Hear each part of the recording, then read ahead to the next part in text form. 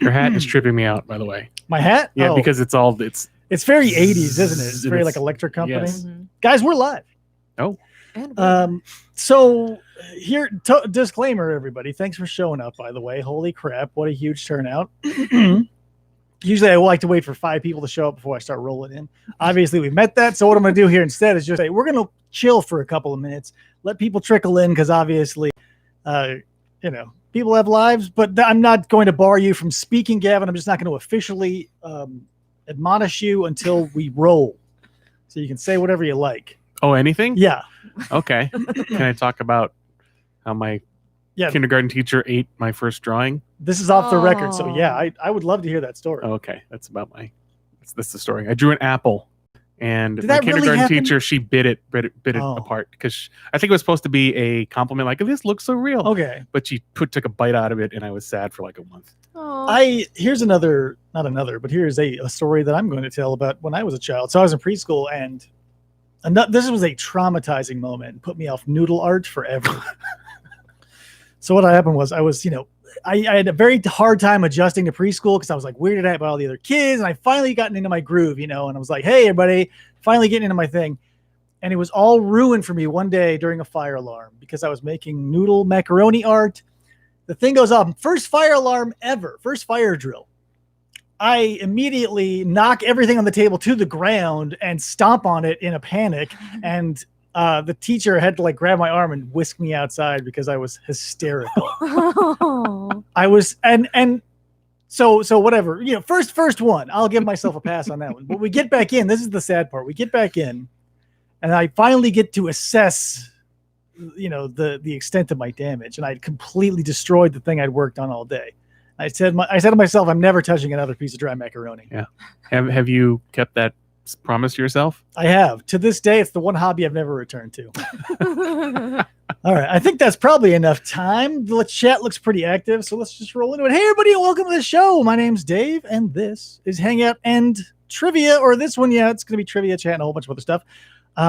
Joining me, as you may have guessed, by all the Facebook bombing that we've been doing, my guest is the one, the only Arizona Museum of Natural History's Gavin McCullough is on the stream. Hey, Gavin. Why, thank you very much for having me. I am super excited because I think Dinosaurs is one of those things where as many people possible should be involved in talking about it. So this is a good venue where people can show up, and number one, they get to voice their opinion in the chat. Number two, I still get to be heard over all the ruckus. So the chat can be blowing up. You can't silence this mug.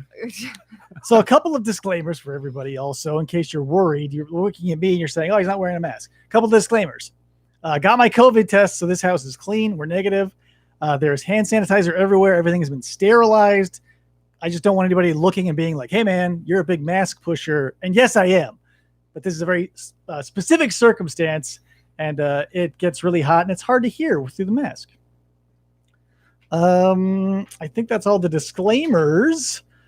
So, Gavin, yes, sir. Recently on the show, I hope people in the chat have heard it. It was released this morning. Huge reception. I think it's like the number 2 most downloaded episode that we've got. That's awesome. Which, wow. like for whatever reason, it's the first one, like the comeback, because everybody wants to jump back in, realize they don't want anymore, and get out. Mm-hmm. But the ones that stay, they stay for the dinosaurs. And I think yours has been blowing up today. Wow. Maybe you need to have every single episode you do, no matter what, say it's a dinosaur episode, and then people come in and then I'll be labeled. I'll be labeled clickbait immediately. Oh. I will be shouted down at every meeting I attend. Oh, yeah. Good point. So before we get to all the good stuff, something we got to take care of here on the show, and that is the FFOP 5. Kevin, here at FFOP, I like to ask people 5 questions that I will base the rest of our interactions together as humans on. Until the sun burns out, or just for the rest of this ever? Okay. So these 5 questions, needless to say, they're important. So here we go. Are you ready? I'm worried, which maybe means I'm ready. All right. I'm kind of scared. Yeah. Buckle up. So first question. So what is something you were into that most people aren't? So we know what you're into, obviously, dinosaurs Mhm. and other such things. What is something that you're into that maybe people don't know about, or maybe just isn't popular? I get a lot of flack for having what may be more than a passing interest in Canada and Canadian culture. Okay. And I don't think it's like some kind of obsession, but basically to any American, if you can name 3 provinces in Canada, you are obsessed with Canada and are some Okay. kind of weird freak. So is that the measuring stick that we're holding up, or are you beyond the pale? I In am that not. respect. I'm not like I would say I am not. Maybe more than the average person on the street knowledgeable about Canada, but not super detailed. I mean, Yeah, I get that. I get it. I feel like I have a very similar thing with the Jewish faith. I am not Jewish. I got some Jewish family members, but I am in love with Jewish culture, and I don't think anyone I've ever explained that to can understand why, or what sparked it. But that's the thing. I love the music. I love all of it. But it's one of those things where I'm the only one in the room who ever will, unless I'm with some family member who are also Jewish. have you heard the Klezmatics? No. Oh, they're fun. You might want to give them a. I'll have to look them up. Yeah, they played with Ben Folds 5. They're they're interesting. like a modern sort of klezmer chamber punk. I love that old timey Yeah. stuff. But enough about me. That's So right. Canada. So can you name all the Exists. provinces? Can I name all the provinces and the territories? Let's see. Now I'm on the spot. I'll take whatever you got, because Okay, I let's guarantee see. it's more than what I know. I'm gonna try to. My Canadian friends are gonna want to probably kill me. See if I People can. in do the it. chat are going wild. Yeah, The Canadians are going through the roof. Yeah. I'm gonna try British Columbia. I'm gonna try to go from west to east. British Columbia, Alberta, Manitoba,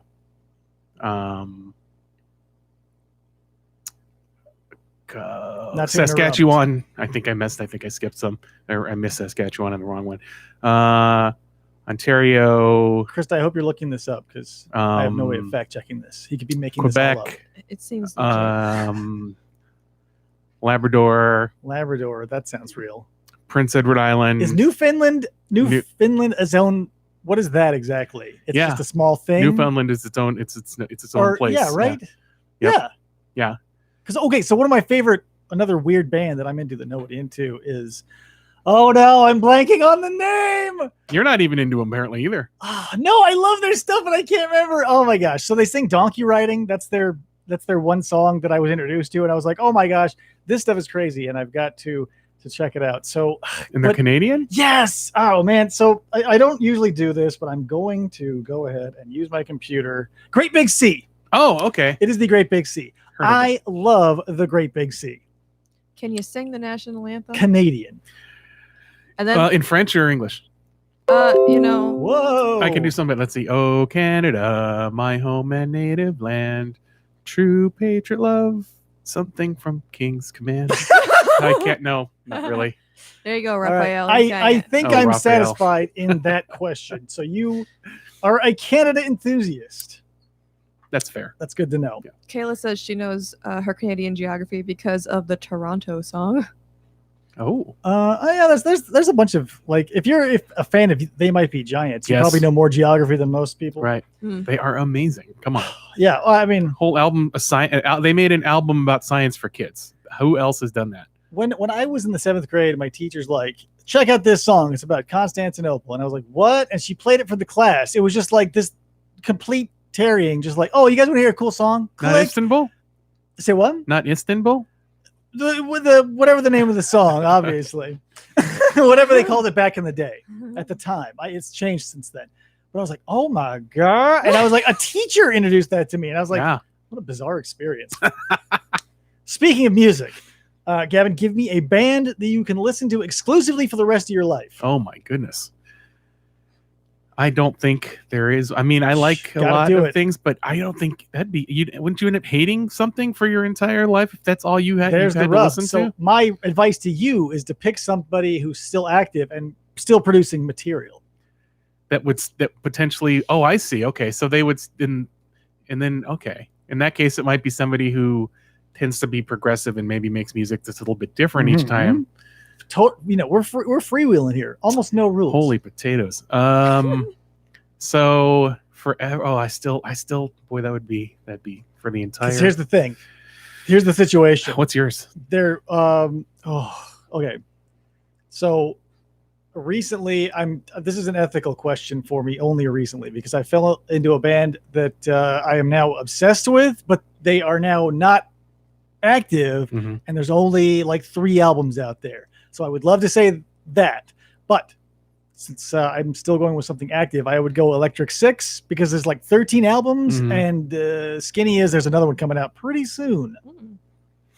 So that's me. So anyway, back to your scenario. Guys handing you a helmet, you're getting on a spaceship, and you have room for 1 artist on your iPod in space. It's a space iPod. Holy potatoes. So he says, if you don't choose now, you get nothing, son. You get banjo music for 400,000 light years. Great banjo music. I know some great banjo players. There are some great banjo music. Boy, I wonder if banjo music would be something you want to listen to intergalactically for infinity. Probably. There are some artists out there who I really love and respect, but if I had to listen to them, like on as much as I listen to like the other musicians I love, I would probably go mad. There's a band called 16 Horsepower that I love, because it's like this weird sort of turn of the century 30s Dust Bowl Depression era like jazz, Southern fried jazz. But if I had to listen to it all the time, I would be like, dyeing my hair black, growing it down past my face, and pushing it over one eye. It would be so depressing to be me, is what I'm getting at. I'm afraid I don't think I can. That just sounds like too tough of a question, because that's going to a big. Is that a tough? Yeah. What you call it? Because you detriment. I don't. Boy. That's a you get really good question, because that's what's going to happen. We're going to put you in that rocket, Gavin, and you're going to get no tunes for the rest of space. So you better pick something. Okay. Let's see who does. Or I'm going to put here. I'm going to raise the stakes. You either pick something, and instead of getting nothing, you get the entire catalog of Little Baby Bum. Oh gosh, you need to pick something. Look that up later. All right. I choose Mekons. All right. Now, what is that? What is that? What is their style? That is they are I think they're currently Chicago based, but originally English punk art band that started in the 70s and have like continued since then. And there's somebody who makes a bunch of everything they make is a different sound. Yeah. So that would be, and it's also, it's men and women. So you wouldn't necessarily, I miss sound, right. That might be, because that would be something different. And they've got a bunch of albums and they're all different. So maybe that's it. By that logic, you could say like the polyphonic spree, because there's so many of them. You'd be like, you'll never get tired. Yeah. All right. Good answer, because now you're not getting shot into space with Little Baby Bum. Question 3. You got 4 limbs. You got to lose 1. Pick it. All right. 4 limbs. That on me? Mm-hmm. Oh. This is like, let's say, in this space scenario, they're saying, hey, man, they can only have so much organic matter. It's Terminator rules where you have to travel through time naked and stuff. This is a slightly similar rule in that you have to lose a limb. And you can get a bionic one later, but right now you gotta get it out of here. Okay, and so we'll be maybe in zero gravity for this. So maybe having weight supporting legs is not as much of a. Let's. There are no right or wrong answers, but there is one right answer. Okay. No pressure. It has to be one of my limbs, and it has to be because you're the one in the spaceship, and I got to choose. This is a horrible space trip, by the way. I do not know who's organizing this. I want to talk to the manager. It's the future. We had to cut costs. Yeah, you did. Like, it's very competitive in the future. Everybody has got their own like space shuttle. So this is the budget. We're the Spirit Airlines of space intergalactic travel. Is what I'm getting at. Okay, left leg. Left leg. That, Gavin, is the right answer. Oh, yay! That gained you some points, and which you sorely needed. Okay. All right, number 4. This is a good one. What animal would you like to test drive the body of? I'm not saying you're going to be in there like, you got to choose to be an animal and go there and be there. I'm just saying like, you get a chance to do whatever, pop into an animal's body, take it for a long weekend, test drive it. What are you choosing? Hashtag Flamingo Friday, animals. I think tardigrade. Tardigrade. Yeah. Why? They are just so. You know what? Do I want to change my? No, I'm going to stick with that. So that's the thing too. You can pick whatever, as long as it was alive, I'll accept it. Okay. Just no mythical animals. Okay. You know what? Tardigrade might be too easy. They're For the uninitiated, because they're survivors and stuff like that, and that's an easy one. They can survive all kinds of stuff. For the uninitiated, what is a tardigrade? It's a water bear, right? Yeah, water bear. Yeah. So for people who are like in the chat being like, huh? Yeah, you'll love them. Cute little water bears. They look like little gummy bears with 6 legs, and they're adorable. With 8 legs. Yeah. 8 legs. Sorry, 8. You'll love. Yeah, people who don't see them, you'll love them when you see them. And yeah, they're cute little. They're cute, and they're. I think they sit as the most. They can like survive the vacuum of space. Mm-hmm. They've actually been exposed. You can freeze them, and they kind of. And they live forever. They're like, "What's up?" Yeah. Very cool choice aesthetically. Yeah, but I think I might change it to something called an onychophoran or a velvet worm, which is. These are very low on the evolutionary scale. I'm surprised. I'd watch your mouth there. I'm saying these things have been these things have been around chain. for back in the Right. No, but you're right. They're onychophoran's velvet worm, I think is the common name for them. And last I checked, they didn't really fit. I think scientists don't really know exactly if they're more like kind of on the annelid line or arthropod line, and they are. So to put the listener or the viewer in the mind of what this is, it's that disgusting looking worm with the huge like graboid jaws, right? Am I thinking of the right thing? No, okay. Actually, I don't know. What you're you're thinking of that thing that gets in people's aquaria. And No, not the candiru. no. These are terrestrial. I think purely tropical. Looking up velvet worm. Okay, yeah, I was completely wrong. So you're going caterpillar. No, it's not a caterpillar. It looks like one, no, it's not. It's a different type of animal. Google says it. Yeah, it's super. What's cool about it is it's got little stalks. It's got eyes on the end of its stalks. It's got this weird skin that almost looks like shrunken elephant skin. A bunch of little weird chubby legs. Yeah. And it spits out of its mouth. It's got kind of a donut shape oral cavity that has weird little chopper teeth. And then catches its prey by like spitting weird goo on it and like tangling it up. It looks like, now I said caterpillar, and obviously it's not, but it looks like if a caterpillar and a newt had a baby. It's like newt skin and sort of with snail eyes. Yes, with snail eyes. It's that's a good description. Like the creeping terror almost. Yes. Whoa. It's the Did you just pull creeping terror from the 1950s? It is the creeping terror of animals, and that's what you're gonna go for. Wow. I can respect that. A velvet worm is a solid choice, and for all the right reasons. Jamie says they're like fuzzy centipedes. Yeah. Like this thing looks adorable. It's like the puppy of the caterpillar world. And they shoot glue out of their mouths. Yeah. Yeah. It's one of my bucket list animals. Yeah.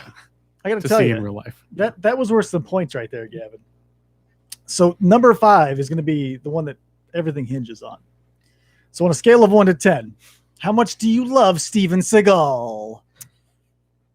Which era of Steven Seagal are we talking?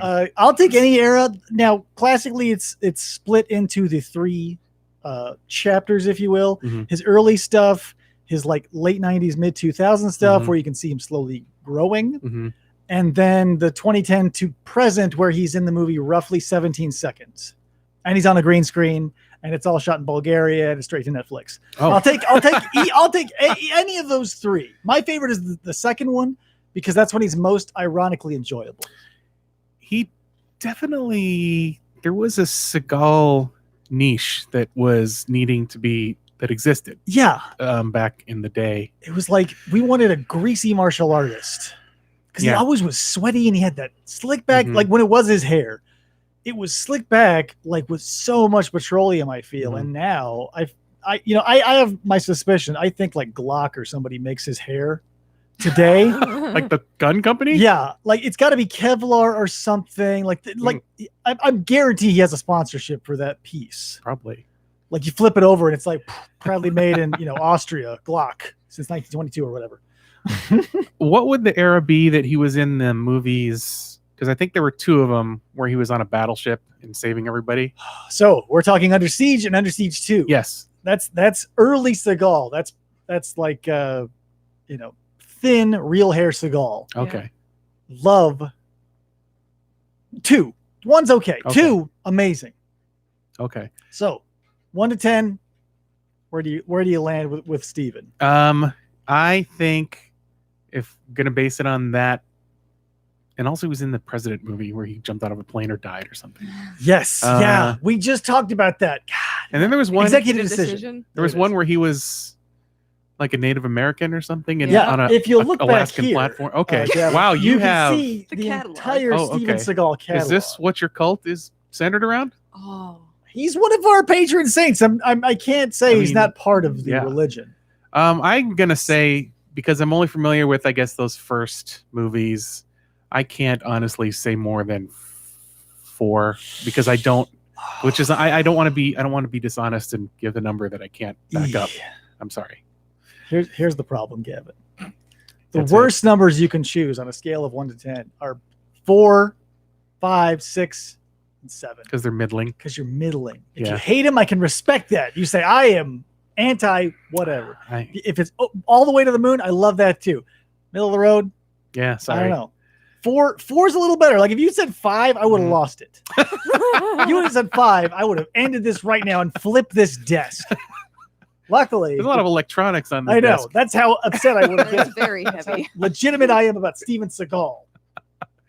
But since it Doesn't was he low live enough- here? You could probably get him on the show. Sometimes he lives here. Oh, Have you tried? I don't want him. There's in our no house. way. Like Oh, I don't like him that he's a much. danger to himself in society. All right. Like I love him and all in an ironic way, but it's like if you love going to the zoo, you love looking at the elephants, you love looking at the rhinos, you don't want to hop in the cage with them. with Steven Seagal. Yeah, right. No, Yeah, no. I don't want him 'Cause knowing our address. you're going to get trampled, groped, or whatever. Yeah. Something's going to happen. I don't want to get. Allegedly. Anywho, guys, now it's time we move on to the meat of the show. Let me check my notes here. Yep, it is trivia time. So, Gavin, I got to be honest with you. The odds are probably in your favor because the stats of the show have been going down recently. But we're going to do some dinosaur trivia. Okay. And the first thing we got to We'll do see. is pick some team names. Oh, I think you can probably guess who my name is going to be. We are Team Camarasaur. We, the royal we on this side of the table. okay. I respect that. Someone's got to champion the underdog. So, team name, Gavin. For me? Yep. All right. You're the other team. Okay. Let's stay. What the heck? Does it have to be dinosaur? No, it helps to be on theme, but you can be literally whatever. Okay. You could be the Black Falcons or the Radical Scorpions, Radical scorpions. the skateboarding. You know what? I soccer like. moms. Let's go. One of our animals that I really like that we have at the museum is called a vinegaroon. Okay. So we're just gonna go Team Vinegaroon. Team Vinegaroon. All right. I see. When you said that, I immediately jumped to the Gila monster. Mm-hmm. That's a big name butchered draw. the Oh yeah, spelling of that. it's cool. Yeah, It's a big name draw. it is. Vinegaroon. So, for those uninitiated, as most of you are, because let's be real, there's a lot of people here. What we're going to do is, since, Gavin is my guest, he will get the first crack at the question. But if you fail to answer it, I'm going to get a chance to steal and vice versa until Okay. somebody is finally declared the winner, number 1, the battery in my camera dies, number 2, or, during our talking, we wipe out one of the questions accidentally, Uh-oh. which That happens a has lot. happened a lot. Oh. I have 10 questions only because I'm sure the chat is also going to. Yeah, we want to make time for chat, so I didn't make a huge trivia section. Yeah. Okay. So, Kevin, please, put your tray table up, seat backs forward, and get ready for this question. All right, Kevin. What was the lifespan of the T-Rex? Let's see. Last I Yeah, that's gonna heard be from actual people who work on those animals at a conference. Dave Hone. No, this was Carr. It was it was, I think, David Carr. Okay. I feel like late 20s, early 30s. 20 to 30s. Yeah. Which is rough, man. Yeah. Live Like- fast, die young. Oh my god. What? We'll probably get into this later, and if this is part of the trivia spoiler, we need to talk about later the hypothesis of the insane immune system that dinosaurs may or may not have possessed, because I think that is super fascinating. If That you're is not not familiar. part of trivia. Okay, just good. I think that is super awesome. There was a whole documentary on it, and I was like, this is brilliant. But again, later, it's trivia time. That's my question. David, what dinosaur name means fast thief? Fast thief. Oh my god. Velociraptor. Yeah. You're a good actor. For a second, I'm like, wow, there's no way he can't know this. What? Spoiler, Listen, these are probably pretty easy. Steven Spielberg is going to come here. There's got to be And- tension somewhere. I want people to be biting their nails to be like, "Is this guy an idiot?" Gavin, what fossil was originally mistaken for a type of bison? For a type of bison.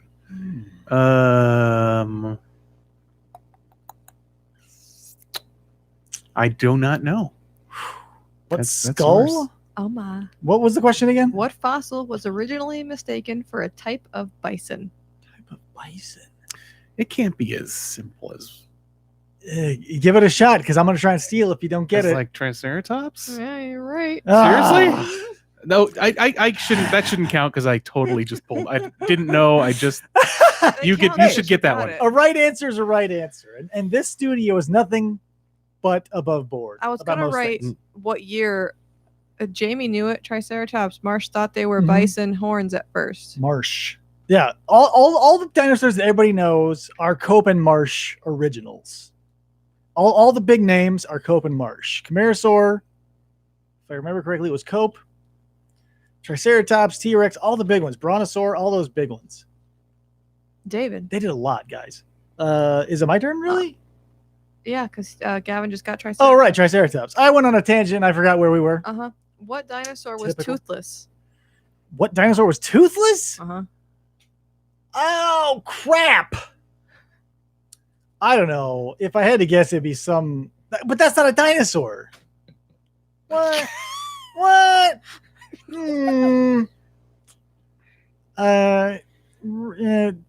Gavin is playing charades. Yeah, he's playing charades. I don't know. Crap. No teeth, and it's a dinosaur. What dinosaur was toothless? I don't know. I feel like I'm overhyping myself and forgetting. I don't know. Give it to Gavin. Gavin. It's kind of not. Do you know if a kid wrote this? Because we don't want to have to. I don't know. destroy- This was online trivia This questions. was internet lore. Yeah. Somebody old enough to type, so I Yeah. guess a 5-year-old could have. But nowadays, So yeah, I mean, birds would be that'd be a cop out answer. But the Yeah, ornithomimids were, I think, at least I think that some of the early ornithomimids had teeth, but a lot of the later ones didn't. Like Gallimimus. Yeah. But I And I think don't know for 100%. Like, J- the James is guessing Oviraptors- wrong. Yeah, technically the except for- Oviraptors had no teeth Yeah. because they had those little whatevers. Little But I need an bosses. answer okay. from somebody. I don't even know who now. well, we gave you. If Does- did they want a Gavin's gonna let me genus? try and steal it. I'm going to say Yeah. What you guys said? This is a oh, teamwork. okay. So Ornithomimus, Oviraptor. Oviraptor. Okay, well I knew it was one of those. Nobody's getting any points for That's that. fine. because All you right, guys- fine. That was a. If we don't get points, then we don't have to respect that question. Right? Right, because that's why rough. I Like didn't make it up. I'm sure there's people out there who Technically, could Jamie disagree. got it first, so I'll say Jamie has a point. All right, give Jamie a Okay. point. Jamie, you have a point because they named all of them. Oh, Therizinosaur. But I thought Therizinosaur had like a small conical teeth. Yeah, as far as I know, I mean, but there's also like some early forms of some Right, dinosaurs but- are different than Yeah, that's the the forms thing. that There's people a ton of more- Therizinosaurs out there, so it's a sweeping But statement. like even I was just actually reading up about ornithomimids a few weeks ago, and some early ornithomimids or ornithomimiforms maybe had teeth, but we don't think of them as having teeth right. when we think of like a Struthiomimus or a Gallimimus or something like Mm. that. All right, all right, Krista. It's Gavin's turn. Which dinosaur had 15 horns? Woo. Kinseneratops? No. I'm gonna name. You know what, Farky? You and me are gonna write a paper. Kinsenerosaurs. Had 15 horns. Let's see. I'm trying to think This of. is going to be a rough one because there are a ton of ceratopsians. Yeah. Oh wait, that's right. We count those jugal horns too. I forget about those sometimes. I'm locked in. I need an answer. I think I'm afraid I don't know. Did you not even take a stab at it? I was going to say Styracosaurus, but I don't think that's. I That think is that's a negative. Oh God, that was my. I'm gonna say a Chasmosaurus. That is also negative. Or is it? Hold on. It's not a Stegosaurus, right? We're not confusing plates with Oh. spikes. It is not a stegosaurus. It's not Okay. some pachycephalosaur Then I'm not thing, mad. is it? Because But I don't. that Jamie got it right in the chat. So, Cosmoceratops. Oh, Oh. Cosmos. See, that's the thing. That was one of the ones on the top 5 of my list. Because you got my first one, Styracosaurus, because that thing is just crazy. Jamie's got 2 points. So. Jamie, chill out, okay? No, sure. If this is the Jamie, I think it is Jamie's one of our volunteers, and I don't need you making me a look bad. font of dinosaurian Oh, I'm sure. knowledge. I just don't need someone making me look bad in the chat and in real life. Well, she's the one making it look bad because she's reading Jamie's comments. So maybe I can also see them. So they are hurting my feelings, but only silently. David, Mhm. what was the first mounted dinosaur skeleton? First mounted? It was the iguanodon. No?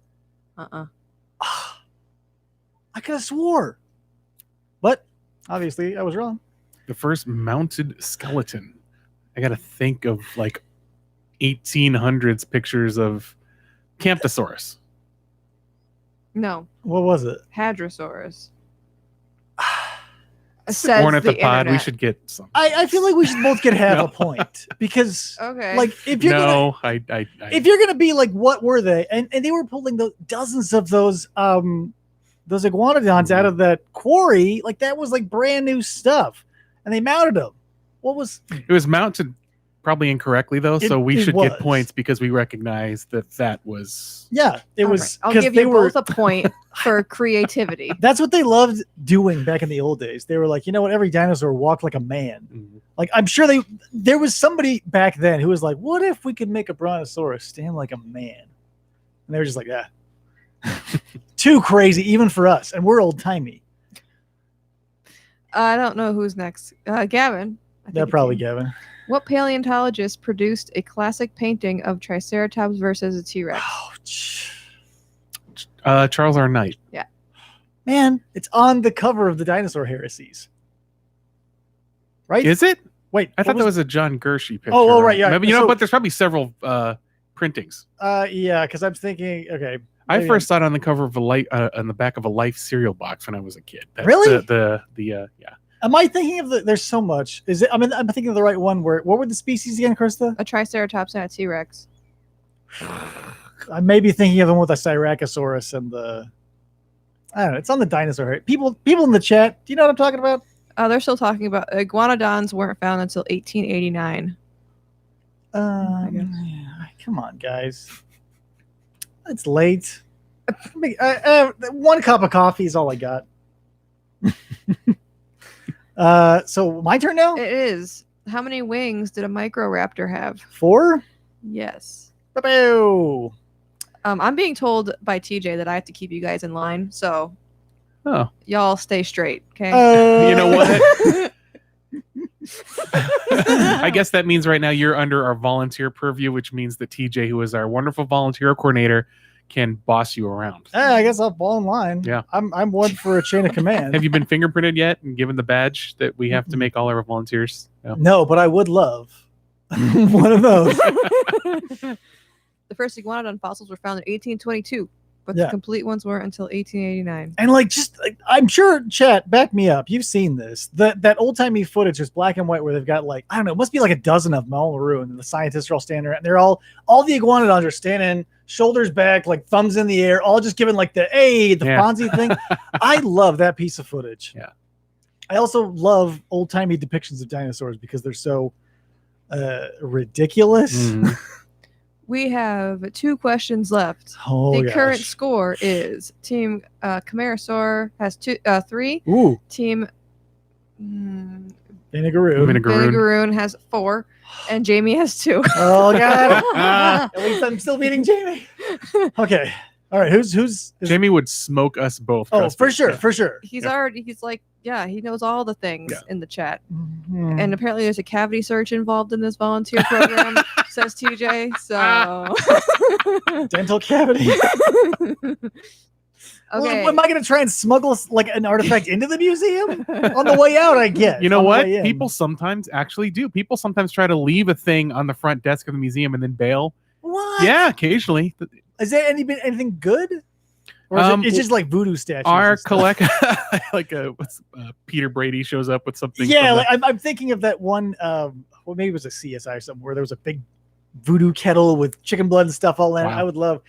If I had a museum where people would just drop off weird stuff, I would do it. Yeah, we really discourage that though. Oh, for sure. Yeah, Yeah. don't do that. Don't do that in Don't real do life, that. guys. Yeah. The museum doesn't want your stuff. They got stuff. Yeah, we got stuff, and we have a complicated process to decide whether we want it, if it fits our mission, ethical issues like that. So don't just leave your grandma. There's lots of paperwork. Yeah, this isn't Leave the your Antiques grandma. Roadshow. Yeah. You're not rolling in with an old like chest of drawers and being like, it's an antique. Yeah. You're welcome. Yeah. Aw, Jamie says you guys have a ton of toy dinosaurs kids have left behind. Aw, I'm sure. Oh, I didn't know that. 100% sure. of sad that. day. Listen, if you're looking for a place to deposit those, I got a child. who we will make like dinosaurs. I mean, there's no other choice. Yeah. Krista, who's up? Gavin. Okay, let's do it. How are the two groups of dinosaurs differentiated? Oh, yeah! Uh-oh. This happened. This was literally in the episode that was just released. Krista, why? So Gavin, what's the answer? Pelvic anatomy is I think still the main differentiator. She's probably gonna want you to name them both. Yeah, I'm gonna need some specific. Like ornithischian versus saurischian. Yeah. Okay. That was a Hip lot. How annoying Hip is it? Did we bones talk is about last time how birds Yes! are saurischians? Isn't that annoying? So annoying. Birds are lizard hip. Because you would think like whatever theropods, you're like, whoa, fast, and then you think triceratops, slow, 4 legs, 4 limbs. It looks more like an elephant, but it's like, oh nope, bird hips. Moving on. Science, you're on notice. So, I mean, we'll just say Gavin won. We have Obviously. one more question. Let's do the one question anyway, so Jamie can get it, and I can be tied with him. David, Mhm. what are the spikes on the end of a dinosaur's tail called?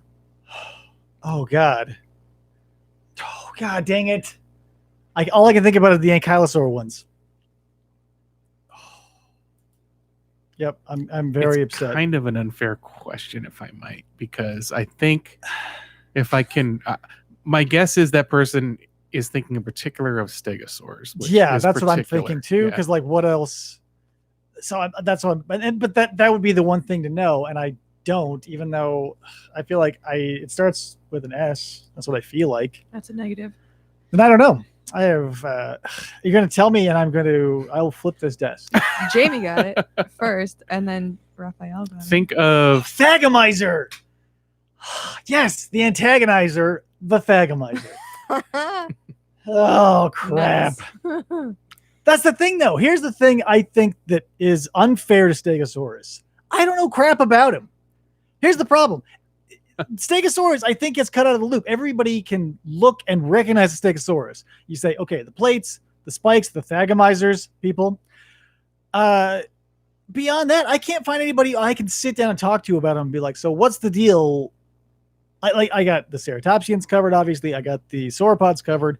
I can't find anybody who knows, a bunch about Stegosaur, which is kind of a bummer because he's such a famous dude. He's in Disneyland's train ride. really. Yeah, when you go through the Grand Canyon, you go through time and you see all the bobcats and it slowly transitions to the dinosaurs. There's a Stego in there. Unless my memory fails me, chat will definitely point that out. Somebody Google it. The Stego fans are going to come descending with their Mariah Thagomizers. and Jamie both say their favorite is the Stegosaurus, Yeah, and and you can talk to them about it. Good, because we're gonna have some chats because Stegosaur I think gets short shrift. I feel like even little guys like Protoceratops, people know more about Protoceratops, the average person, than Stegosaur. Listen, I go through a lot of dinosaur related material and forums and chat rooms. And for me anyway, I feel like at least in pop culture and in the scientific community as a whole, Stegosaur is underappreciated. Prove me wrong by blowing up my Twitter at FFOP Radio. So yeah, obviously Gavin won and there's no surprise. Yeah. don't think that it was something that was necessarily going to happen. I No, think it was a foregone No, I don't think it was a conclusion. foregone. Yeah, because I am a guy on the internet, and you went to school and learned about it. I've never had a dinosaur class though. It's just something. There's Right, but that's Yeah. like you have you still get like some osmosis. You know. I yeah. guess. Like But- it's being on the outside, like as a fan, you know. I've said this before, and I'll say it again. All those research papers about dinosaurs are dry, so I end up having to read them a couple of times. I stood in my kitchen for 20 minutes reading the same paragraph about a megalosaurus jaw, and I was like, "Why can't I get this?" So I'm saying it's dry, and it's hard to retain some of the more finer points. Because it was written 150 years ago by Well, this was like a new laudanum take. addicted Englishmen. Yeah, that's true. But this is like a new take on it because someone was looking at the old, whatever. Like no one cares about Yeah. my. You want to hear a story about how I read an article in my kitchen? One So- thing that's cool about modern times and when new discoveries come out, a lot of times they come with really darn good press releases that are put together by Yeah, universities, museums, whoever they work with, and They those are are- generally really good. I- That's yeah. nice. that's the thing. After I read that though, sometimes I dive into the actual. Yeah. Because I do appreciate that the breaking down of it for the average dinosaur enthusiast, but I want to like get in there and be like, what is going on? Because Yeah. it's there. I'm going to take it. So guys, it's now the chat's time to shine. Bravo Team Camarasaurus lost. Second place though, not bad. You did great. Listen, this show has been very humbling because I used to talk a lot of trash. I'll be honest, and for a lot of time, for a long time, I could back it up, but slowly but surely it is eroded. What Now- were you trash talking? Other dinosaurs that No, aren't just Camarasaurs? no. Other people coming on for trivia. Oh, I would mad diss them in the comments, and now I got to be like, yep, proven by the hands of time that I was wrong. Willing to admit it. I'm the bigger man, and let everybody know. But so let's go to the chat. I want some questions from the chat. Like it's been super active. Obviously, maybe I'm asking the wrong question because these guys were answering our questions, so maybe they don't have questions. Maybe I should be asking you questions. This is going to be a very quiet show. mm. I'm going to ask a question, and we'll silently wait for the chat window to catch up. Still no ad hominem attacks from people coming in. So far, no. Looks like Okay. this is a very classy group. Wow. All right. There's a question Let's do it. from Grant. All right. Gavin, what's the best fighter jet? Interesting question. Okay, this is a grant. This is the only Grant that I know is Dr. Grant Boardman, Uh-huh, and that's he what- is a museum research associate with our museum right now, and he's actually Hello, Dr. Boardman. yes, hello. The best fighter jet. And even if it's not that Grant, I'll still answer this question. It depends on how old I am Grant. when I want to ask that question. So if I was like 12, I would tell you the F-15. Then I'm going to stick with that. It's probably my general overall favorite. You know, if you're a jet and you become a fruit snack, you've transcended niche. That's a good.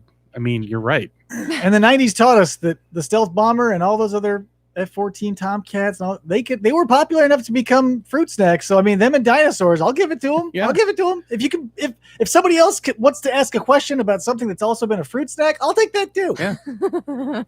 Probably like a lot of fruit questions Yeah. could be asked. Are Flintstone vitamins candy? Probably. Actually- All but the purple one, because I used to throw those ones out when I was a kid. So that was the one that was good for you. Probably. Probably. Yeah. They're all. It was like, oh god. The things that parents would do in the 80s to make their kids shut up and take their vitamins. Like it's candy. Just eat. I remember being a kid, obviously, and being like, is it vitamin time? Is it vitamin time? I would bother my mom as soon as I got up. And it wasn't even like a great thing. It was a vitamin, so it tasted terrible, but I thought of it as candy. So it was just like this treat where I was like, yes. My mother confirms that I Fred used to again. throw the purple ones out. TJ asked, which do you like more, sloths or Rooney? Mm. Oh, is that sounds like because Rooney is our vinegaroon. I think that's a question to me. What do I like more? Sloths? Sloths or Rooney? Rooney. Well, our fossil sloths are cool, but they're dead. Rooney is cool and alive. But sloths, I don't know. There's something about a fossil that just makes it more intriguing because Yes. Because it's a cast of something. It's not even the thing. and there's this mystery still that is Yes. that you might never actually solve. And more often than not, if we're talking about fossilized, they're going to be weird and big. TJ says, remember, Andy is on the chat. Oh, okay. In that case, that's right. He says, what's up? This Andy, I believe, is Dr. Andy Grass, who is Hello, Dr. Grass. yeah, he is a Sorry. sloth researcher, a fossil sloth researcher, and he's teaches awesome. at, I believe, AT Stills Anatomy. Boy, oh boy. You know what I love? A giant sloth. Yeah. I don't think there's anything better. Like, I take that back. If you're going to go with something sloth-wise, giant sloth always. Maybe three-toed. Those are cool too. Mhm. But I feel like the giant, you're going to get more activity out of. Yeah. Maybe. Because being that big, you're going to have to be on the move looking for food. There's no napping 20 hours a day. Yeah. Like you're out hitting Yeah. those, pounding that pavement, getting that, whatever, those Mhm. conifers, Yeah, whatever is available. What's the most calorific? Are there just pots of grease that they got to come up on and just like Something. That's what deep fried? nature will blow your mind, because they will take it will take just like grass and turn it into a giant monster. Mm-hmm. What? Oh my gosh. You got any more questions, Krista? Well, did you answer this? I don't remember. I think so. I think did we forget the question? We It were was the blabbering? Sloths or sloth Rooney? or Rooney? I go sloth if I'm involved in this Yeah. question. I go sloth. I think I am gonna choose sloth. Okay. Jamie asks, what was the best pop culture depiction of prehistoric animals, Gavin? The best pop culture let's see, boy. 10,000 BC. Oh, you know what? It was probably your Hunter from the Future. Just kidding. If you know that reference, those were bad dinosaurs. Oh, is that a Walk on the Butterfly? Come on, A Sound of Thunder. No. So your the Hunter from the Future was Reb Brown as a caveman. Oh, the movie is called Yor. The Yes, Hunter of, Yor, the Hunter of the Future. oh. And he okay. fights a Tricerastegatops Sweet. and also a Dimetrodon-looking creature Mhm. that is dubious. But it was definitely 3 horns, a frill, and plates. Okay. I still think back on the original Jurassic Park. I'm sorry, I'm going to say it. When the T-Rex crosses in front of the headlights, and it's only like a couple of seconds, but It's to the me, pinnacle. it still looks. I still think of that and to go, that looks pretty darn good. And I know, it's an anachronistic depiction kind of now, but what it is still it? is. Although maybe I'm gonna just stick with that one. I think for the time being, I think there's been a lot of things that have been better CG wise and things since then, but I off the think top of my head, I can't think of. that's a solid one for 2 reasons. One, like the graphics, the CGI, everything still hold up. But 2, like that was the first time that the public at large, like, boom, that's a dinosaur. Mhm, yeah. So I mean, I feel like there also may be a hidden impact of like cultural significance where like that was a big, like that was Ed Sullivan on or the Beatles on Ed Sullivan's show for Yeah. dinosaur lovers. Yeah. Like you see that T-Rex walk in front of that thing, and you're like, yes. and all the girls were screaming. We have arrived. I'm tired of watching this goat stand in the rain. Let's get this thing eaten. And then TJ asks, what was the worst pop culture depiction? Extreme Dinosaurs, the show for kids. I still love that show though. The worst that could be. Do you mean that could mean Theodore Rex the worst on purpose, or because that could be fun accidentally, or is it the worst that someone tried to do and Like a didn't? serious one. Yeah. Because then we get to count some of those old where they stuck a piece of paper on an iguana, which is fun in its own way. But right. I think what all those old timey movies have a definite charm, and I think the costumes and the like, just the the like the live action stuff that they just sort of clumsily sort of integrate. I think both of them are hilarious. Mhm. For their own reasons, but there are some out there that do like a legitimately good job. But worst, I think Theodore Rex. Whoopi Goldberg. Not a good movie. Not familiar. Oh, so sit back and relax, Gavin. I'm going to tell you a story. It's the future. Dinosaurs are back on the planet for some reason, but I can't remember if they're genetically engineered or whatever, but they're anthropomorphic. They're humanoid. And Whoopi Goldberg, turns out she's a cyborg or an android or something, and they're solving this crime, and it's zany. And it's like this awful comedy where everybody's a dinosaur and a bunch of crappy puns. It's worth the watch, is what I'm getting at. Okay, yes. If you're going to watch dinosaur movies, you've got to watch Theodore Rex because it's embarrassing. Whew, it's a must-see. Okay, then Jamie says, since everybody probably wants to know what's your favorite dinosaur and why is it your favorite dinosaur? It's a good one because there's no wrong answers. If you know Gavin, you know his, right? I mean, you're not in the dark about that. You're not very secret. Well, you know what though? You got a wild card up your sleeve? I don't think I have a wild card up my sleeve, but I don't know if I'm willing to nail it down to a particular genus. So I'm going to say, I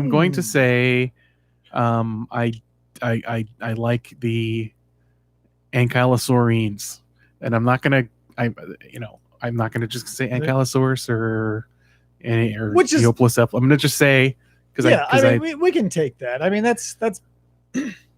I've got to get some personal time with each one in order to determine what my true favorite would be. It's always a loaded question because I think a more appropriate yet infinitely longer and more annoying question to ask would be like, what's your favorite of each genera or like species subgroup or whatever? Like, say, what's your favorite ceratopsian? What's your favorite sauropod? What's your favorite theropod? What's your favorite? Just break them all up that way, and that way we're not stuck with this one question of like, what's your favorite top of the heap? Because it usually it's like a top 10 that's always sort of reshuffling moving around, like your favorite food or favorite music. Sometimes you're like, I'm in the mood for Ornitholestes. Right. If you're a kid, you're 4 years old, you say, what's your favorite dinosaur? Boom. Triceratops, T-Rex, whatever. Obviously, whatever. Those of us with more critical minds say that's a hard question, and here are my 12 answers. Maybe I'll get like some cards printed and laminate them. They like just hand them out to people. Just in case you were curious. Just in case. I know I can see it in your eye. Just like slipping. Yeah. Maybe I'll go to the museum and like slip them into people's pockets. So, what is your favorite and why? So, even though I already know what it is. Yeah, obviously my sauropod, Camarasaur, obviously, and he's usually who I champion. Like if I want to just be like, yeah, top of the heap, I will always say Camarasaur simply because they need the recognition, and plus they're cool. Like there's nothing. I don't know, something about their heads. I love the way a Camarasaur head is built and set up. And I don't know, I'm also, keep in mind, this may tie into it. I'm a huge Volkswagen Beetle fan, classic Volkswagen Beetle fan. So look at a Camarasaur skull and tell me you do not see a 1973 Super Beetle. Well, now I'm gonna. Like, get in that museum and be like, oh my gosh, that's a Volkswagen head. That's a good, yeah. It's rounded, nice and smooth, aerodynamic, sort of like all the chambers. Obviously, Camarasaur, chambered skull, always a favorite. And there's nothing else special about it either. Like it doesn't have spikes. It's not one of those crazy ones with the frills. It's not a Margosaurus. It's not Nigersaurus. It doesn't have a crazy mouth. It's just like, hey man, this is it. This is your Toyota Corolla of sauropods. Thanks for driving it off the lot. So I will always up the Camarasaur. That's a good description of its head. I like that better. When I look at its head, until you said that, I had always thought it reminded me of a piece of bubble gum that's gone bad, but you still try to blow it. And when you make the bubble, it's got a bunch of stringy, and it's like circular things. And I'm like, it's a Camarasaur. That's awesome. Yes. Yeah. And what's your favorite dinosaur? Mine's the Ankylosaur. I don't know why it's always been. This is the cool side of the room over here. Yeah. I mean, well, there's Team Camarasaur in the chat. I'm sure I'll get some love. Well, probably. Some like chickens because they're tiny T-Rexes. Yeah, I do like chickens too. But that's it. Sometimes the dinosaur that you choose will surprise you. It's kind of like if you're also a nerd, if you play video games. Like when I got into Monster Hunter, sorry, this is a tangent, but you do kind of fight dinosaurs in Monster Hunter. Yes. When I got into Monster Hunter, I was like, oh, maybe I'll be a sword, maybe I'll be a this or that, and I ended up being a hammer. I'm a powerhouse with the hammer. And that's one of the things is like that it'll suit your playing style. I'm a boring, generic, homogenous person, so the Camarasaur I connect with. You guys are tank setups. You guys appreciate the low to the ground, untippable, like unstoppable, armored. And that's the thing. Some people like stealth, some people like speed, some people like armor. What I'm saying is we should start a D&D campaign where we all play dinosaurs. And I will break out the D20s. Do we have any more questions, Krista?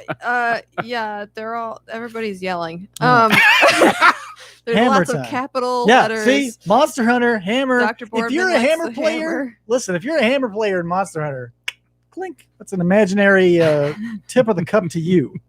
Are modern birds related to pterosaurs? Distantly. Didn't- They're not. Birds did not come from pterosaurs, though. Yeah. But they're It's they split off. Yeah, we should probably get an actual pterosaur person to see what the cutting edge of pterosaur research is to answer this question. But it feels like on a visceral level, birds and pterosaurs feels like dinosaurs and like crocodilians. They branched off somewhere, but it's farther back than you think. yeah. The split. I think it's the ornithodyryn split, right? The pterosaurs and the dinosaurs, including birds. Yeah, because I feel like I've seen a bunch of these where birds are splitting off of like the theropod lineage and not so much which is something that the layperson wouldn't think. You think, oh, well, obviously the flying things will stick together, and you just naturally assume that Quetzalcoatlus would just get feathers one day. Mm-hmm. Oh, Raphael asks, what do you think is the coolest paleontological discovery in the last 5 years? Out of the 400 that you can name, there's so many, man. Oh, in the last 5 years? Okay, now I'm going to qualify. Can I give two answers? You can do whatever you want. That is that's the it. rules. That's it. Get out. That's a step too far. I'm going to ask you to leave the scene. I'm going to leave. The Borea pelta is so amazingly preserved. It's like a Greek sculpture. That is mind-blowing for that reason. It's cool that it's a new ankylosaur and everything, but when that thing hit the ridiculous. News, I was in shock for minutes. Like when it showed up on my Twitter feed, because it came out, I want to say it got a lot of press around the time Zool came out too, because it was like bam, bam, bam, these double hits. I was just like, oh my God, another dinosaur mummy. I just did a silent fist pump. Yeah.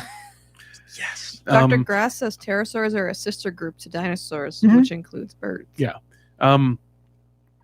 My favorite fossil, I actually was lucky enough to see, actually with, I think Andy Fark was there at the time, in 2003 in a lab. It was being worked on. It was a Madagascar Cretaceous super complete mammal. It brought tears to my eyes, and it only just got described and released about a year ago now. And I can't remember the name of it. I'm sure people here will chime in on it. But it was this large cat size, maybe badger size. It was basically, it was about the size of a badger. It was like a Madagascar Cretaceous freaking badger. The bone was it was like it had died right there. The preservation was so amazing that it still had the sesamoids, the tiny little bones at the bottom of the knuckles in it.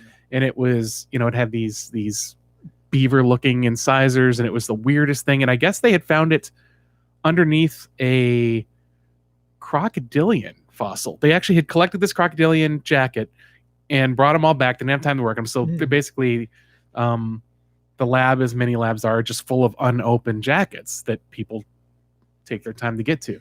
And this was a croc jacket. And this is at Stony Brook. And it was one of these jackets that I suppose because it was a croc, it was kind of somewhat less priority than other things. So they kind of said, okay, we'll give this to somebody to work on. We're not too worried that anyone's going to destroy something important. Crocodilian's not going to set the world on fire. So they got done prepping the croc, and I guess below it they went, what the heck is this? And it was just like beautiful. I mean, I literally teared up. I've never teared up because it was so where perfect. Is this specimen today? Like, obviously now it's the museum, or else I would have been like, no, it's not. I'd have to check. But Mongolia gets you some neat stuff, man. Mongolia does. This was Madagascar. Sorry, Madagascar. Yeah. Madagascar. In fact, I wonder if Andy Farkey actually was involved in the excavation of that one. I don't know. That might be a question or if he's he did but he's worked in mention Madagascar when he was yeah. on the show. So But he was getting his PhD there at the time, and that's when I ran into him.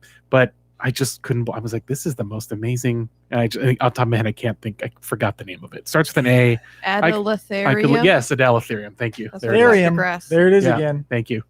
But yeah, that thing.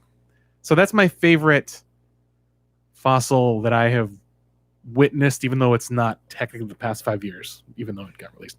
Yours? I'm gonna have to disavow that answer. No.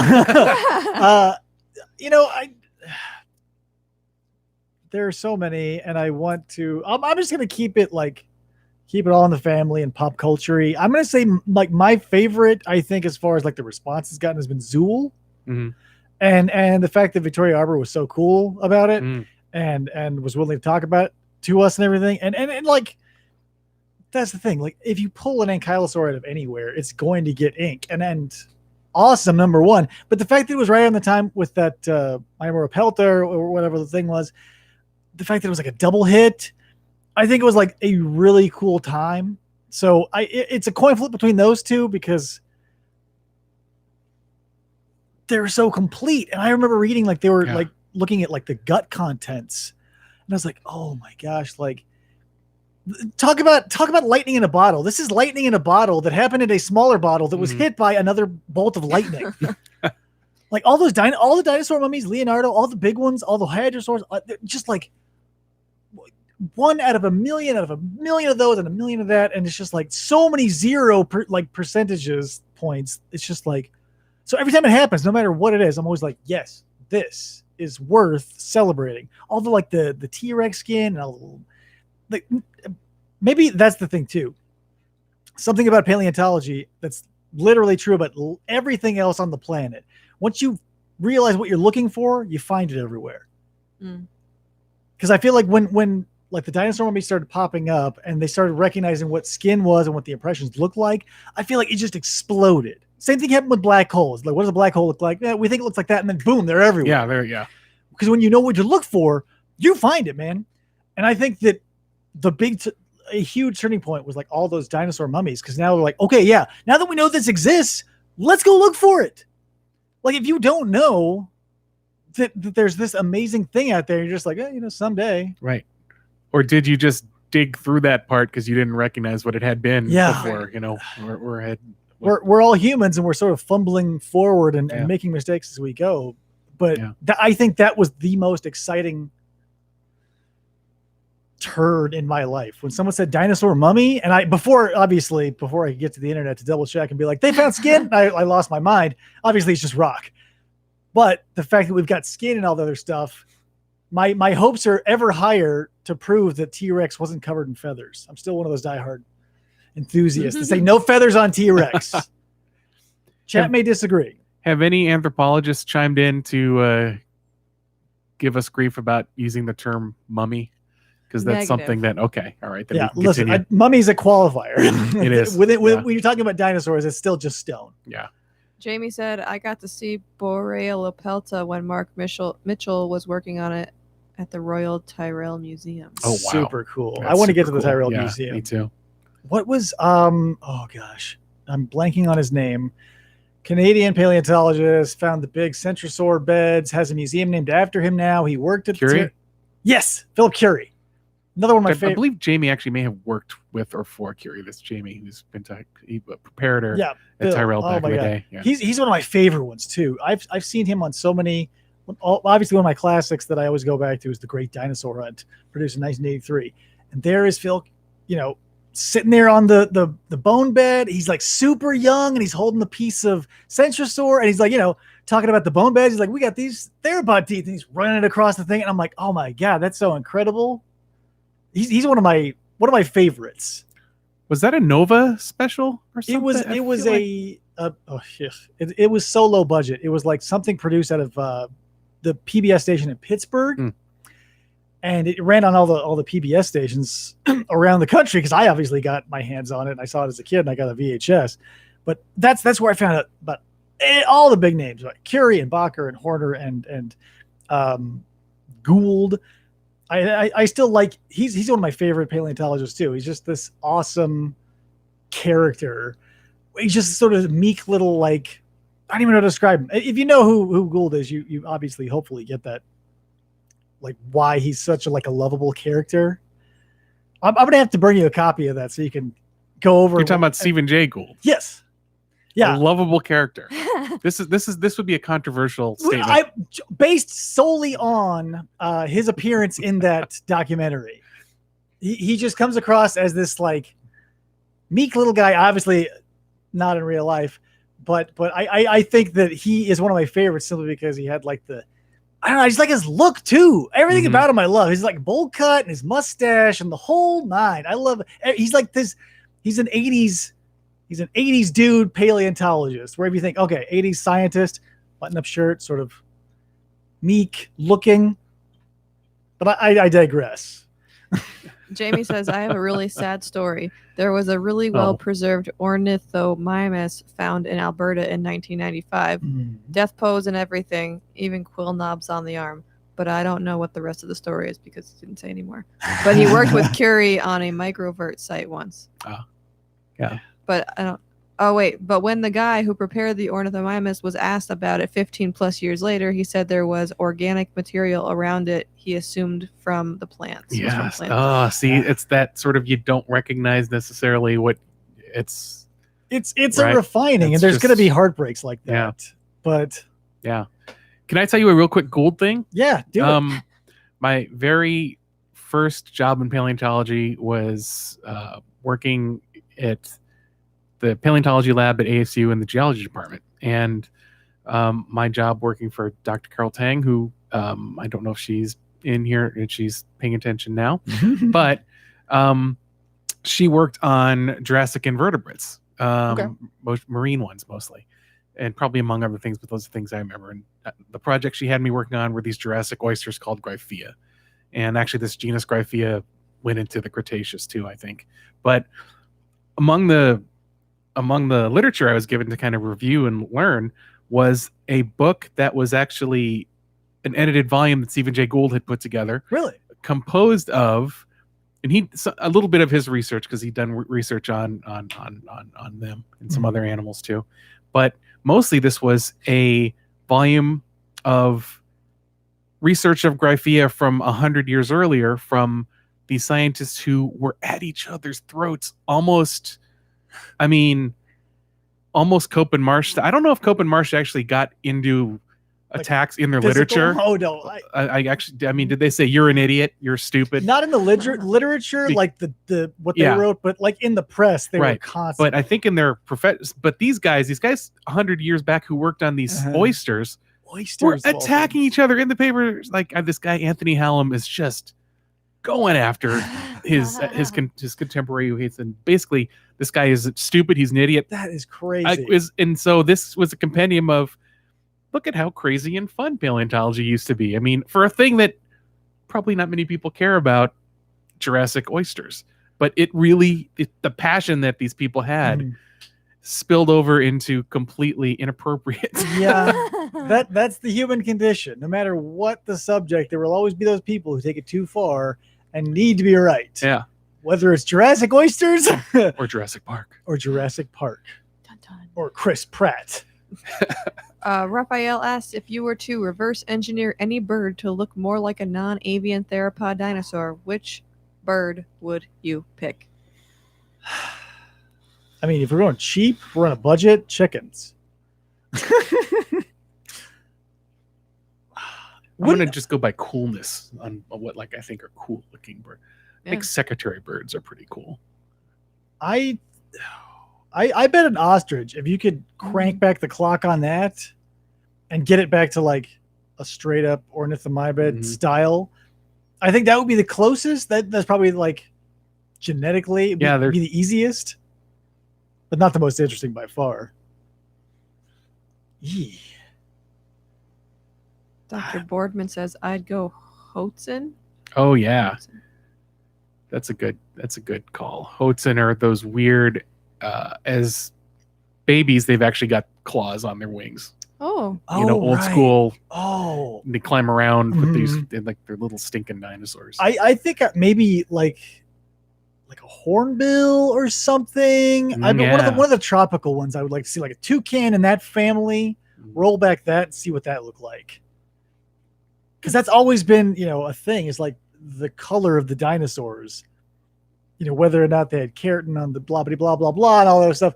I think if we could take a real colorful bird and crank back that clock, that would be an interesting thing. Because it would probably end up being like a mud brown, like with my luck. Roll back. There have been some, going back to some amazing discoveries in preservation. There's been now the ability in some cases to be able to determine what color some feathers in particular were. The Microraptor, I think, was what most people have heard about because they were able to get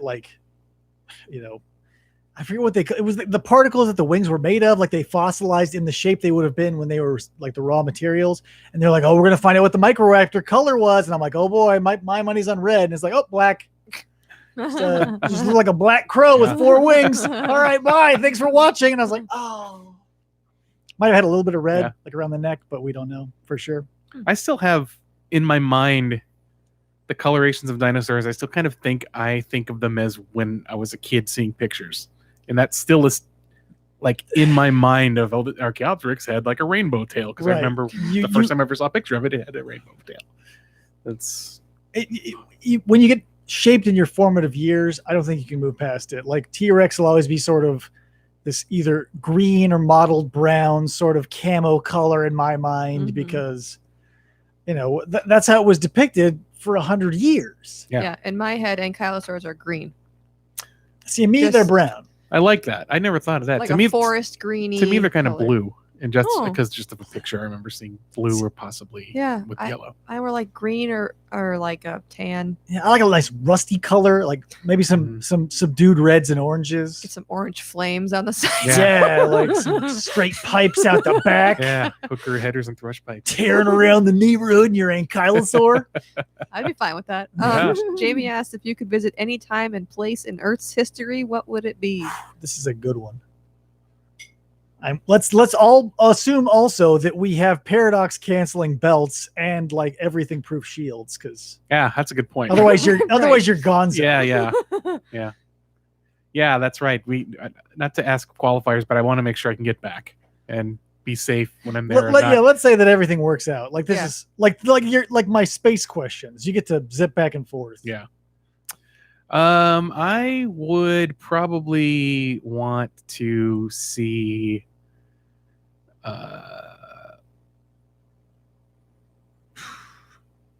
it's a lot of history, man. 4 billion years. Maybe late, like the last day of the Permian, the last Thursday afternoon of the Permian. That is an interesting one. Happy hour. Yeah, Thursdays. happy hour on the Permian. Right, the right last Permian happy hour. Like right on the cusp of that extinction. Mm-hmm. That would be interesting because the Gorgonopsids are cool. Personally, I got to go Jurassic and like the Morrison Formation. Mm-hmm. I think the reason is clear. Camarasaur. What if you get back there and Camarasaurs are total jerks? Are you going to be all... I mean, I can't hold it against him. It sucks. There's no indoor plumbing. There's no air conditioning. Like you literally, as a sauropod, you are crapped out of your parent and left forever. So, I can't... If that's your life, yeah, you're probably going to be a jerk. Like if your parent is like plop, bye, and then whoop.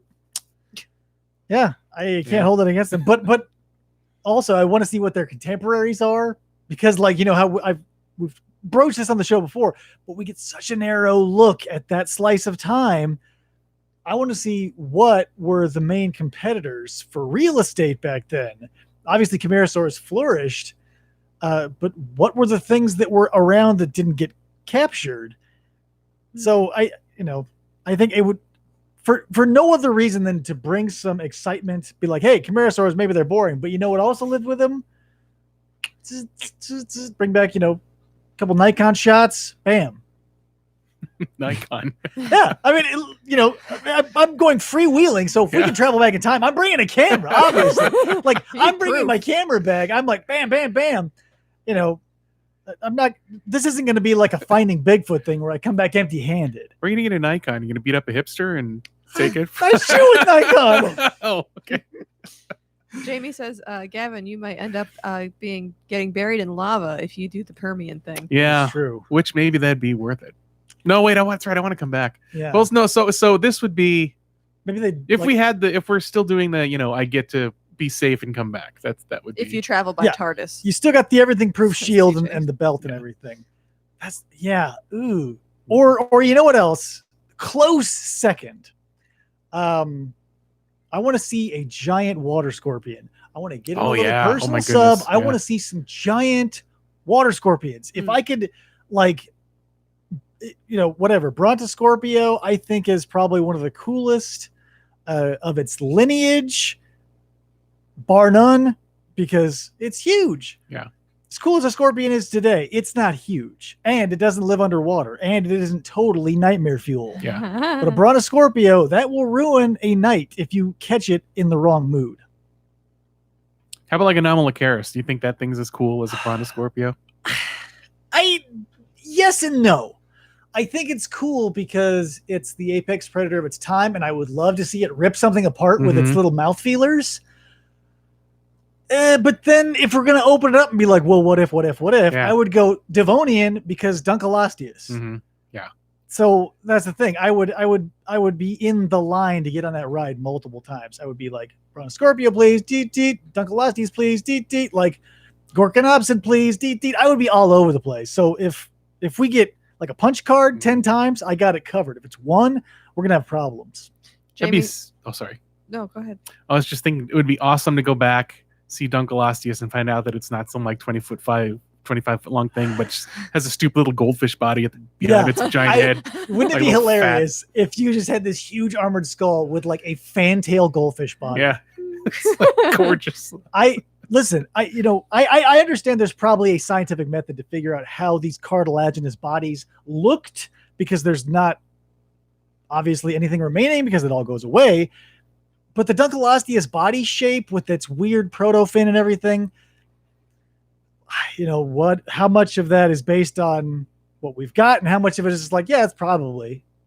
Because it could be like an insanely long, like eel-looking thing, or it could have, it's cartilage. You don't know. Mostly, you got the head. Sure, great. Most things, but maybe that's the thing that Dunkleosteus has that nobody else does. Its skull is unbreakable. Everybody else, sauropods, sorry, crushed like an eggshell. Theropods, all the little baby dinosaurs, whatever. But you got a Dunkleosteus. Its main goal was like somebody 350 million years from now is going to look at this and crap themselves. I'm pretty sure that was the design documents. So the chat is making me think you don't like cats. Do you not like cats? I hear you call them jerks. Cats are jerks. What? I agree. How is this? This is not. I mean, it just happened. You guys, I'm sure, are referring to Yeah. also Gavin's Instagram with the cats of Instagram. Tough cats. Oh, You haven't posted those right. in a The while. little drawings I would draw. Yeah. What was that? I can't remember. Your Cats in their Tough owners, Cat series, something. yeah. Yeah, they were yeah. like punk rock cats. Punk rock cats. Yeah, I like that series. I wish it would come back. It'll come back. Dr. Boardman says you love cats. That's the correct answer. I actually love cats. Yes. I think they're Dr. still Boardman jerks. is the perfect name Yes. for like a movie. Or just a Dr. doctor. Grant Boardman. Dr. Dr. Boardman. Grant Boardman. Yeah, his name is Grant too, and he's a Yeah. paleontologist. Right. I mean, it's Yeah. a layup. Yeah. You have a good He's- name, sir. Yeah. FFOP approved. Yeah. Grant is working on some of the cool stuff for the 75 million BC exhibit. I am so excited to get in there for that. Oh my gosh. Yeah. Yeah. I don't want Weird to bones blow again.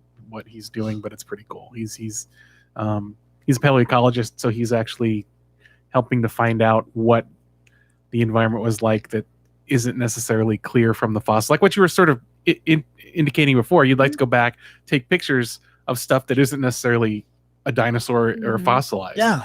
And bring it back and say, look, here's what the environment was like. That's the kind of stuff. That's the easiest thing to forget. Is like they didn't live in a vacuum. There was an ecosystem. Mhm. Yeah. They had everything we had. They had bugs, they had fish, they had amphibians. They Mm. were weird, but they were still the similar, sort of body forms and stuff we have today. And I don't know, like it's impossible to give everything that needs as much attention as it Mhm. needs.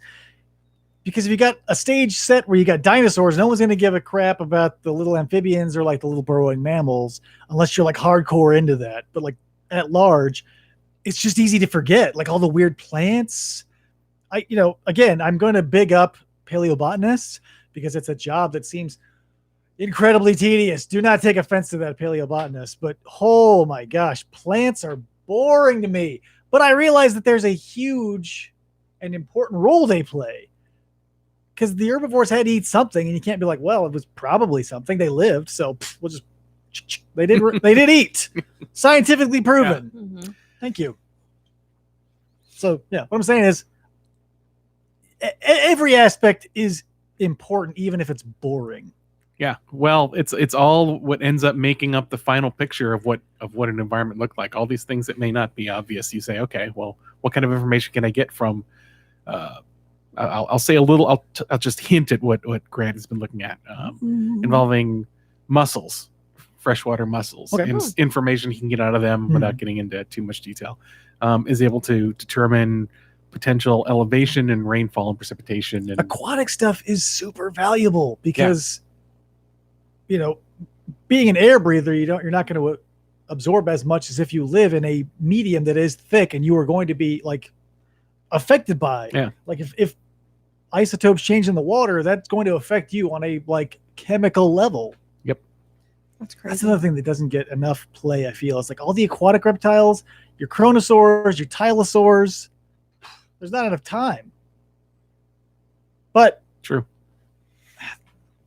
It's such a it's like here's what I'm gonna liken dinosaurs to. It's like any other pop culture thing. You can look into it as deep as you want, and there's always going to be avenues and fan fiction and all this other crazy stuff. So here's my advice. Pick something and stick with it, because if you try and chase it all, you're going to go nuts. Yeah. So maybe I'll just stick to like the land. I'll have Krista take care of the sea. I need to find someone to take care of the air. I don't like the water, so I don't. All right, you get the pterosaurs. I'll find an intern to cover the warm oceans of the I don't like paleo era. I don't like underwater video games. I don't think I do very well. Raphael asks if you and I have ever been to the museum. Me? Yeah. Yeah. A lot. Started going back in the 80s. Loved it. Totally scared of the really mammoth. from the 80s For sure, yeah. Oh, like okay. I was born in 83, and it wasn't a few years later that I started popping up in the museum, because why not? Like that was one of those things when you were a kid before the internet, you'd wait for the day to roll around where your parents would say those magic words. You want to go to the zoo? You want to go to the museum? You want to go to the wherever? And the museum was always like, yes, because number one, gold. There's gold in the back of that museum. Oh my gosh. Yeah. That is one of the things that is dinosaurs are great, but people are like, do you still have the gold again? Stood the test of time. Here's the thing. Never pulled a speck of gold out of that exhibit until I was in my 30s. I spent so much time panning for gold that my hands were perpetually pruny. Had to wait 30 years. But now every time I go there, I've got a pile of it out, because I'm not leaving any of that behind. I need to make up for 30 years of not finding. And maybe I was just crap at gold panning. I'll admit that. TJ says there's gold in them there hills. Yeah, man. I tell you. Dr. Boardman says hard to get gold when there is no gold. Mm-hmm. That's true. I don't know what the gold budget was in the 80s and 90s, but today, and listen, I'll own up. It's fun, but it's also semi-embarrassing when I'm the only adult and everybody else is like 3 feet or under. Yeah. And they're like, Mom, I want gold. And I'm like, no. And I shove them out of the way. And they're like, this is mine. You don't understand. I waited years. Raphael says, I will fondly think of you now, Dave, as the #1 Camarasaurus fan when I see it next. You gotta. Oh, yeah, Raphael, you should see can you show him your tattooed? Yeah. Camarasaur. Yeah. Bam. Nailed it. The only thing I regret is not putting Cope and the year it was found. I mean, you can get that added in. Yeah, but are you sure you want that in case? What if you're on the street and there's like a marsh gang guy and they're like, listen, you get in a fight? This house is Team Edward Drinker Cope. It's bold thing to say. You know, people say I'm opinionated, and here's one of them. Cope, my man. Marsh, not too bad, but Cope, that's where it's at. Listen, you have to take a hard stance. We went over this earlier with the Steven Seagal. I need a 1 or I need a 10. I need a Cope or a Marsh. There's a sharp paleontology tool named after Marsh, so you got to remember that too. True. Marsh pick. I'll also I'll also open it up to crap, and now I can't remember her name. Anning? Mm-hmm. Mary Anning? Yeah, I'll open it up to that. She's not in the feud, but you know, let's say you're not a Cope or Marsh fan because you don't like either of them. Mm-hmm. You say, I'm an Anning fan. Oh, okay. Sold. Gotcha. Still in the same league. Yeah. New movie I saw. Yeah, it looks like it's pretty good. I don't know how they're going to. Good actors, at least. Yeah, I'm excited in a way, but in another way, I'm like, well, what's this going to be like? Yeah. It's going to be a love story where eventually, or every once in a while, they pan over to an ammonite, or are we going to be like knee deep in fossils, and that's what we're here for? We'll see. Jamie says Bob Bacher claimed that the dinosaurs died out because of diseases spreading between populations on different continents after sea levels fell. I wonder what he's doing with this pandemic. Oh my gosh. Can you imagine? And Jamie agrees that Cope was the better of the two and Marsh was a total jerk. Listen, your middle name's Drinker? Come on. Yeah. Yeah, I've Gavin, what's your opinion on the disease thing? Like, how valid? I'm still meteor because we've got that big hole in the, whatever. It's inconclusive. I get it, but you got to pick one. So I'm picking meteor. How much weight do you think the disease theory carries? That was when I was a kid. I feel like all of the paleontological stuff for kids when I was young was still hangover from the 50s and 60s. For sure. all the books were still they were dragging their tails, and it was disease, or it was mammals suddenly ate everybody's eggs and showed up, and they were slow and stupid, changing temperatures and all other stuff. And asteroid had just kind of come into consciousness about then. But I'm not an extinction expert. I don't even know if I should. I don't know if I have an opinion that's worth anything other than it happened. The Chicxulub impact happened, and the Deccan stuff happened. Yeah, I mean, there's some things that both can't answer. For one of my professors at South Dakota School of Mines, it could have been a bunch of stuff. Did his master's work on some of the smaller animals that seem to more or less sail through the Cretaceous extinction, that you think, how come they weren't wiped out? They were things like, certain kinds of frogs. We're killing frogs with acid rain right now. Frogs are super environmentally, and it didn't, having things that could bury themselves underground didn't quite answer some of those burrowing stuff. So there's still, I think there's still questions. It's annoying to me when I see a show that just says, the asteroid, that was it. It's been because there's still discussion about it, right? So it's not a closed. The one thing that I'll always point to when it comes down to this, the most compelling piece to me anyway, is that KT boundary. It's everywhere.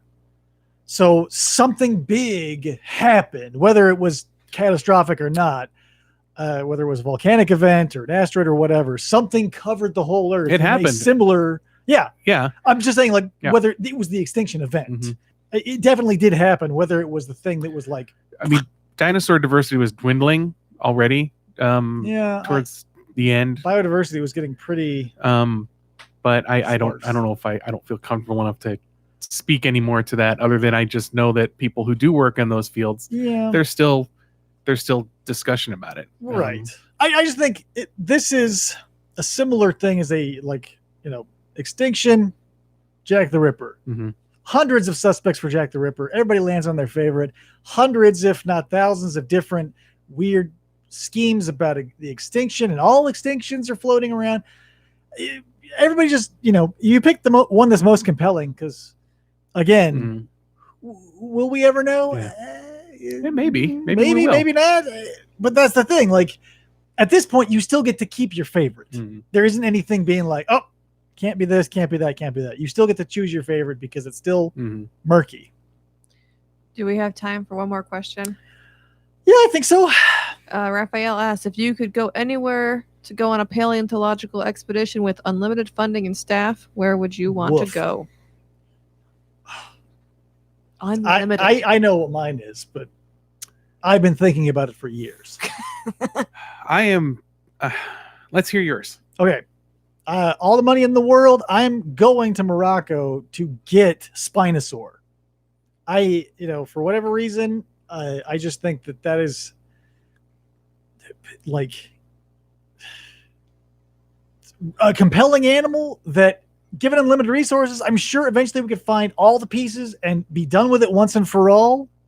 Because I like closure to a mystery, and that is the most compelling mystery in pop sci right now. So I would say all the money in the world, I'm getting a full Spinosaur. See you in a month or whatever. I got gold picks. I'm taking this platinum helicopter. Catch you later. Spinosaur. Wow. Mongolia is a close second. I have a silly dream that I would like to find the first Cretaceous bat. And that's just because bats kind of show up on the scene as a full stinking bat, like 55 million years ago or something. Right. And there's no, as far as I know, at least, there aren't any transitional, I'm air quoting here. Cop out marks. Transitional, bat-oid things. Bats, the first bat is a bat. And I'm like, oh gosh, it's gotta be bats that are Cretaceous. I don't know. That's just, that's an uneducated thing to say. But so to that end, I kind of want to like go everywhere. Like I want to. Here's perfect world. I would find a Cretaceous bat in Antarctica. That's what I'm talking about. Okay. Cretaceous bat. That might just be it's a ridiculous. That's gonna be quite a feat. Yeah. Or a volant Permian therapsid, a flying therapsid. That would be okay. How about that? Right? Yes, compelling. But where would you start? Karoo, South Africa. Just because it's cool and that's the Permian Triassic gold, place. Yeah, that's the thing. I've never heard of anything that never indication of. But because a flying, just because no one has found it. Like I was saying earlier, once you find something, you're like, whoa, now I know what this looks like. You'll find it everywhere. Right. So you just got to find that one. Yeah. Yeah. Mm-hmm.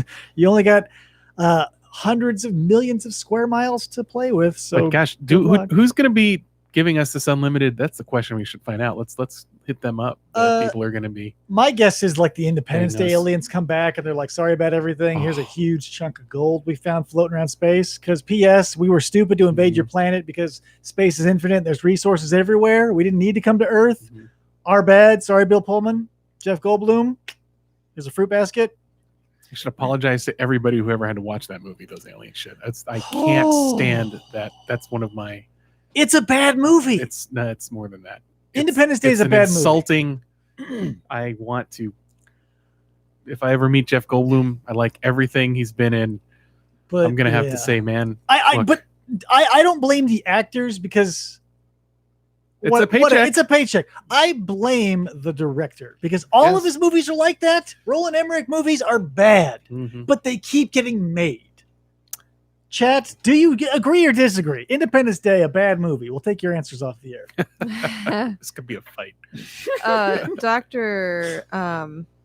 Boardman said John Block would beat you up. This was a while ago, and I don't know why. Oh, yes. John Block would beat me up for talking about probably a Cretaceous bat. Yeah. Yeah, that's true. He would. The Cretaceous is weirder than people think, and I think we could get a bat out of it. I'm gonna find a stinking bat. Cretaceous. Gonna find it. There are so many things that we still have like zero like origin for. Like Mhm. a lot of these species are just showing up in the fossil record as just like, here's the thing. Mhm. But you know, maybe everything before it didn't live near water. Like it has to, like that's the thing, guys. It has to fall into water and get covered by mud. Mhm. If you're a thing that doesn't live around water or mud, you don't get captured. You're not in front of a lens of a camera. You're not in that picture. Dr. Grass said ID4 is awesome. No. Saw it 3 times in the theater when I was 14. Oh, I'm sorry. What? What? No. Bad movie. Raphael says, thank you, Dave, Krista, and Gavin, for a wonderful show. Really glad I tuned in. Nice to be with lots of the amazing AZMNH crew. Yeah, this was super fun. Allison Stoltman says, fantastic show. Loved every minute. Thumbs up emoji. I love that. Oh. In quotes. Oh. In quotes. thumbs Written up out. emoji. In quotes. Love it. Thumbs up Who emoji. said thumbs up emoji? Dr. Grass. Okay. So Cool. before Yes. before we end this and close out everything, I've got a little basket of stuff to give Gavin here. So Uh-oh. it's just like a fun, like an FFOP visitors basket. I got a little Jason. Oh my gosh. I got a little T-Rex. Oh. Whoa.